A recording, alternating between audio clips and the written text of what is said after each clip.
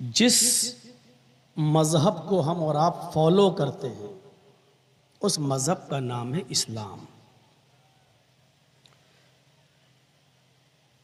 इस वक्त हम जो कंडीशन देख रहे हैं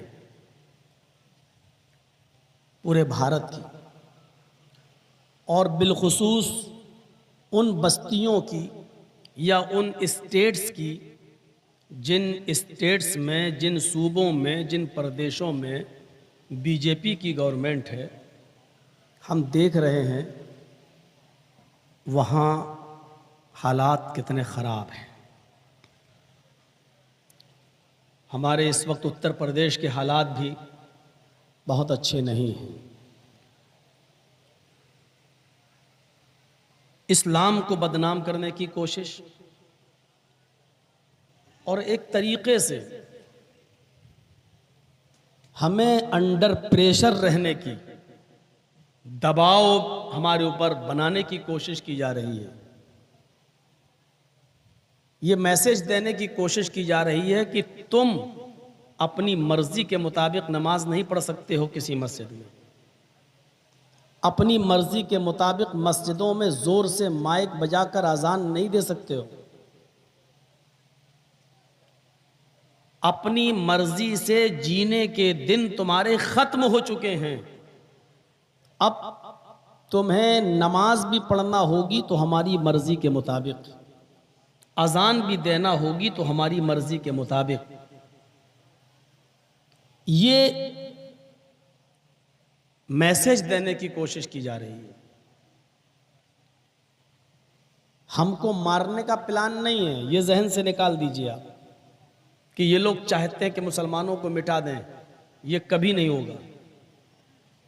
और एक बात और थोड़ा सा क्लियर कर दूं कि बीजेपी ये चाहेगी ही नहीं कि मुसलमान मिट जाएं, मुसलमान बर्बाद हो जाएं, मुसलमान ख़त्म हो जाएं, क्योंकि हम ही मुसलमानों को ज़िंदा रखकर उसको पूरी ज़िंदगी हमारा नाम ले लेकर कुर्सी को बचाना है। हमें गालियां दे देकर हुकूमत करना है। इसलिए हमको बर्बाद करने का सपना तो वो नहीं देख सकती है, क्योंकि अगर हम ही बर्बाद हो गए तो वो हुकूमत कैसे करेगी, सल्तनत कैसे करेगी, वो कुर्सी पर कैसे आएगी। तो हमको बर्बाद तो नहीं करेगी, लेकिन हमको अंडर प्रेशर रखेगी। ऐसे रहो, ऐसे नमाज पढ़ो, ऐसे रोजे रखो, ये खाओ, ये पहनो, हम ये नहीं खाने देंगे, हम ये नहीं पहनने देंगे। इस तरीके के उसूल बनाकर वो हमें प्रेशर में रखने की कोशिश करेंगे और इसके जिम्मेदार हम खुद हैं। ये बड़ी बात मैं बोल रहा हूं, इसके जिम्मेदार हम खुद हैं, क्योंकि वो जिस इस्लाम को रुसवा करने की कोशिश करते हैं, बदनाम करने की कोशिश करते हैं, हमने उनको ये बताने की कोशिश नहीं की कि ये इस्लाम तुम्हारा भी मजहब है, सिर्फ हमारा नहीं है। हमने उनको ये बताने की कोशिश नहीं की, बल्कि अपने अमल से ये साबित किया है कि ये दीन हमारा है और ये सिर्फ हमारे नबी मोहम्मद रसूलुल्लाह लेकर आए।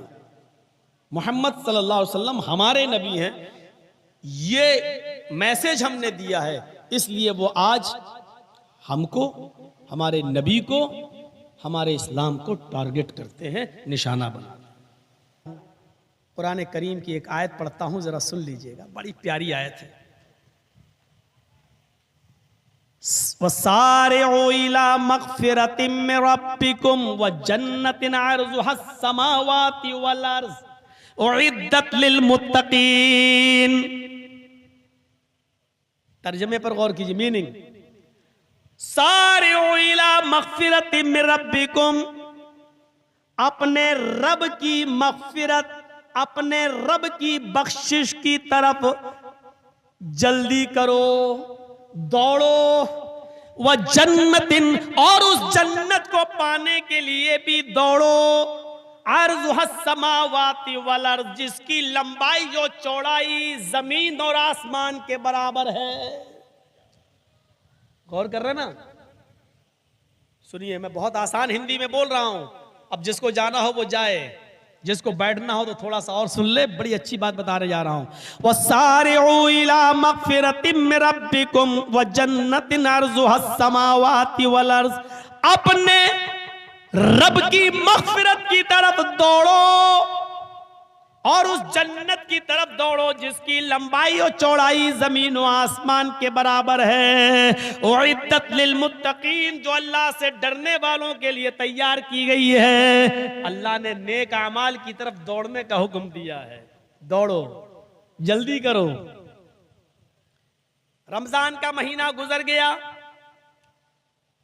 रमजान के बाद हमसे छोटे छोटे बच्चे पूछ रहे हैं, मौलाना साहब रमजान के महीने में जो नमाज पढ़ने आते थे और हम जो अगली सफ में खड़े हो जाते थे तो वो हमें कान पकड़कर भगा देते थे और पीछे कर देते थे। चलो चलो, तुम शोर करते हो, चलो पीछे।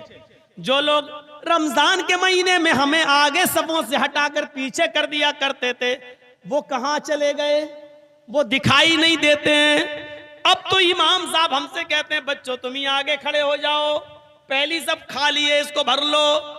वो लोग कहां चले गए? वो दिखाई नहीं दे रहे हैं। और मौलवी जर्जी सुन छोटे छोटे बच्चों को रोते हुए कह रहा है कि बच्चों, अब वो लोग सिर्फ जुमे के दिन तुम्हें दिखेंगे, अब तुम आराम से आओ और पहली सफ में नमाज पढ़ लिया करो, तुम्हें कोई रोकने वाला नहीं मिलेगा।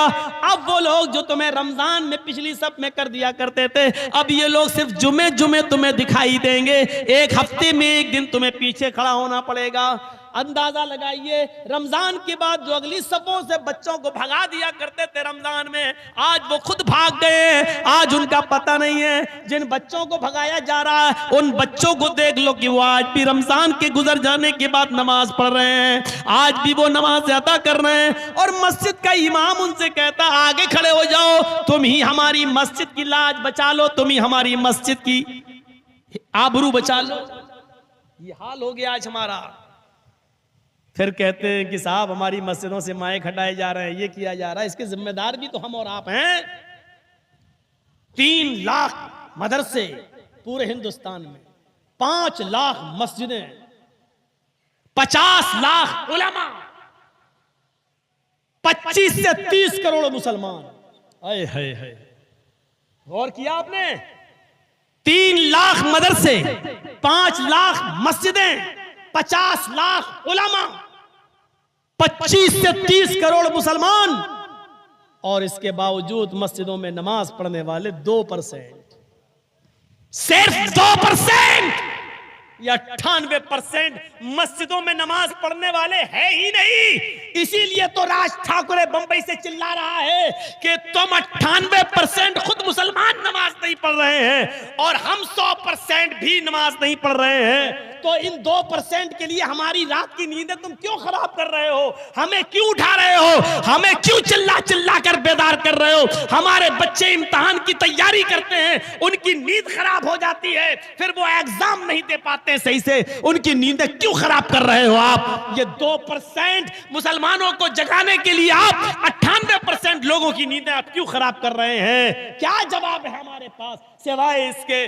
कि साहब पहले से होती आ रही है, हम अभी भी देंगे? इसके अलावा कोई जवाब है आपके पास? कोई जवाब नहीं है आपके पास। इन हालात के जिम्मेदार हम और आप खुद हैं। क्या गलत बोल रहा है राज ठाकुरे? मैं तो समझता हूं कि उसकी बातों में एक सच्चाई है। अलग बात है कि वो राजनीति के तौर पे बोल रहा है, उसने ये बात हमें समझाने के लिए कही होती तो अलग बात थी। वो अपनी राजनीति सेंकने के लिए, और चूंकि बीजेपी महाराष्ट्र में गठबंधन किसी से करना चाहती है, इसलिए वो राज ठाकुरे को उकसाकर इस तरीके का बयान दिलवा रही है, क्योंकि राज ठाकुरे को अपनी मुर्दा जमीन जिंदा करना है, इसलिए ये बयान दिए जा रहे। ये मैं समझ रहा हूं, लेकिन उसकी बात में किसी हद तक सच्चाई है कि आखिर 2% लोगों के लिए 98% लोगों की नींद क्यों खराब कर रहे हैं आप? आपके यहां गवर्नमेंट अच्छी है, आप आसान दीजिए, 10 नहीं 20 माइक लगा दीजिए, आपको कोई कुछ कहने वाला नहीं है। लेकिन दूसरों के बारे में सोचिए। मुसलमान सच्चा वो होता है जो अपने नहीं दूसरों के बारे में ज्यादा सोचता है। क्या कहा? नेक अमाल में आगे बढ़िए। अल्लाह ने ये नहीं कहा इस आदमी की बिल्डिंग बहुत अच्छी बनी हुई है, तुम उससे अच्छी बिल्डिंग बनाने में आगे बढ़ो। इसकी 2 दुकानें, तुम तीसरी दुकान खोलने की कोशिश करो। ये नहीं कहा, बल्कि ये कहा अपने रब की मगफिरत की तरफ आगे बढ़ो।